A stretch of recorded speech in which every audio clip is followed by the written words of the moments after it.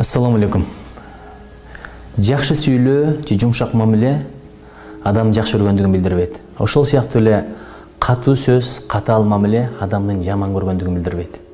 Айтайын дегеним, кээде ата бизге катуу болот, бирок оюнда, ниетинде жамандык жок. Кээде апа деле урушат, бирок анын максаты, тилеги жакшы.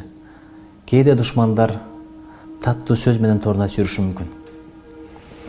Жараткан деле бизге сыноону берет. Кээде оору менен, кээде бир балким болбос кырсык менен, кээде бир сыноолорду берип турат.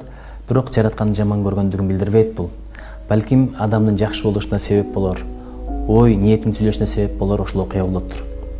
Айтайын дегеним, мугалимдерибиз да ошондой.